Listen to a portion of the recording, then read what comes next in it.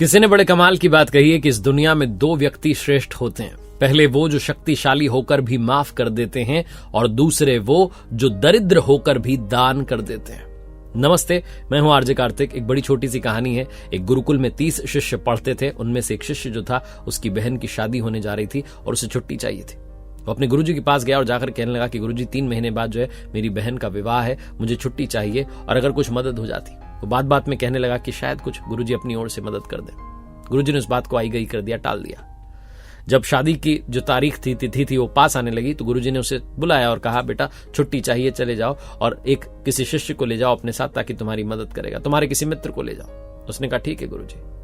फिर से उसने वो कहा कि गुरुजी कुछ मदद हो जाती है। गुरुजी ने बात को आई गई कर दिया। जब दोनों शिष्य निकलने लगे तो बुलाकर कहा, ये 5 अनार ले जाओ, यात्रा में काम आ जाएंगे। दोनों शिष्य निकल गए। जिस शिष्य की बहन की शादी थी वो दूसरे वाले मित्र से, दोस्त से, जो उसका बेस्ट फ्रेंड था, उससे कहने लगा कि देख रहे हो कैसे गुरुजी अपना सब कुछ समर्पित कर दिया और मदद मांगी। इतना सब कुछ है इनके पास, इतना बड़ा गुरुकुल है, मदद मांगी तो मुझे 5 अनार दे दिया। बताओ इन 5 अनार से क्या होगा? दूसरे वाले ने कहा कि भाई गुरुजी ने दिए हैं तो कुछ सोच समझ के दिए होंगे, सब अच्छा होगा। यात्रा चलती रही। आधा सफर जो है कट चुका था। रेतीले इलाके में से जा रहे थे।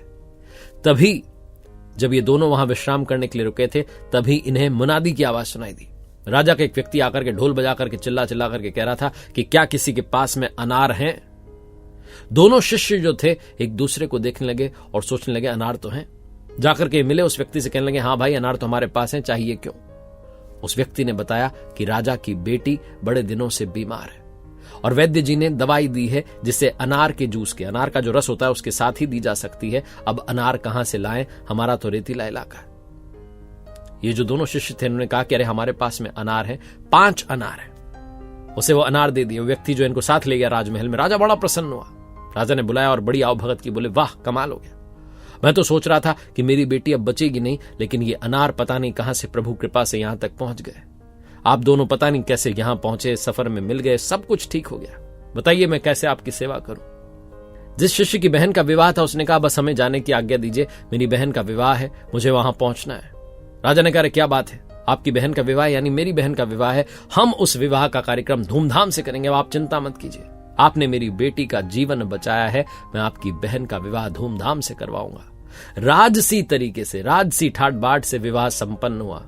देखते रह गए लोग कि क्या बात है। गरीब परिवार का व्यक्ति था वो शिष्य जो था, बच्चा था गरीब परिवार का, लेकिन धूमधाम से शादी संपन्न हुई। जब वापस दोनों शिष्य जा रहे थे गुरुकुल की ओर, तो जो बेस्ट वाला फ्रेंड था उसने कहा अपने मित्र से जिसकी सिस्टर की शादी थी कि भाई मैंने कहा था ना, गुरुजी ने कुछ भी जो वो देते हैं, जो भी वो कहते हैं, ऐसे ही नहीं कहते। उनकी योजना बहुत कमाल की होती है।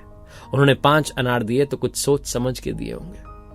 बहुत छोटी सी कहानी है जो ये बताती है कि प्रभु की योजना सर्वश्रेष्ठ होती है। God's plan is always the best plan। प्रभु पर छोड़ दीजिए, अपनी ओर से सोचना बंद कर दीजिए। बोलिए अब सब कुछ आपके हवाले, मैं आपके हवाले, मेरा जीवन आपके हवाले, वो सब संभाल लेंगे। कई बार हम जीवन में घबराने लगते हैं कि अरे भगवान ये हमारे साथ क्यों कर रहा है? अरे आप और हम तो थोड़ा ही दूर का देख रहे हैं, देखने वाला तो बहुत दूर का देखता है और हमारे लिए सब कुछ पहले से ही तय कर देता है। एक बार फिर से वही बात जो अक्सर कहता हूं, कर दिखाओ कुछ ऐसा कि दुनिया करना चाहे आपके जैसा। मेरी नई किताब को इतना सारा प्यार देने के लिए धन्यवाद। कर दिखाओ कुछ ऐसा है जो बुक है, ये ऑलरेडी बहुत सारे लोगों तक पहुंच गई है, लेकिन अगर आप तक नहीं पहुंची, आपने नहीं पढ़ी, तो अमेजॉन पर, फ्लिपकार्ट पर या आपके पास वाले बुक स्टोर पर अवेलेबल है और मेरी वेबसाइट rjkartik.in, जहां कुछ कोर्सेज हैं, उम्मीद है आपके काम आएंगे।